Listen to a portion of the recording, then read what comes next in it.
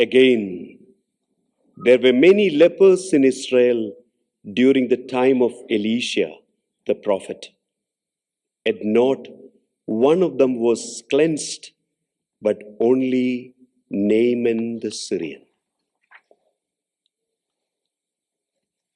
There's a connection between yesterday's and today's first reading. Water. How God is cleansing and healing, especially during this beautiful, graceful time of Lent. God wants to clean all of us. And that first reading is very, very interesting. 2 Kings chapter 5. We heard the story of Naaman. He was a leper, but at the same time, he was holding a very powerful position. Sometimes, even in our life, similar things in a different way could happen.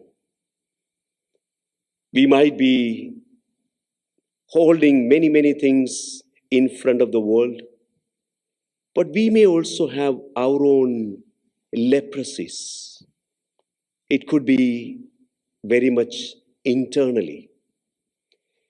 Then we know this beautiful story. He had a desire to be cleansed, to be healed. And he is going and approaching this great prophet, Elisha.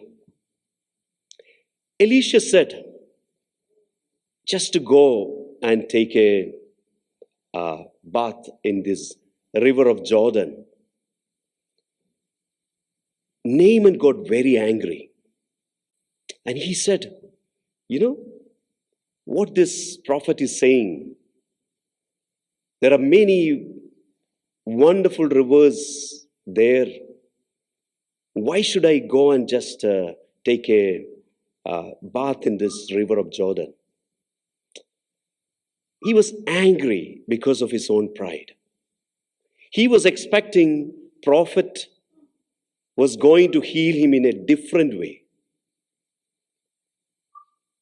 So along the journey, he was returning.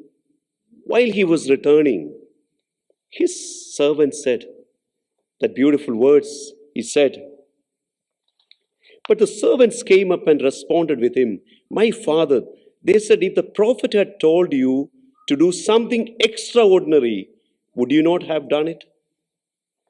So somehow he heard their voice and he obeyed the words of the prophet.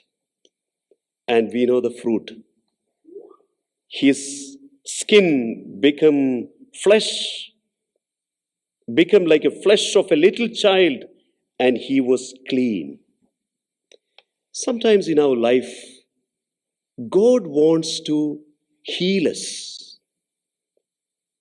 The Lord wants to touch our life, but we expect God needs to touch the way we want. But God has His own ways. We have our own ways. Isaiah chapter 55, 8 to 10 says, my ways and your ways are completely different. And we use our limited intelligence. So today's readings invites us to surrender to the Lord, especially during this time of Lent. Not our way, but God's way. And He is the way, truth, and life. He knows how to heal us, how to guide us, how to protect us, and that will be always safe.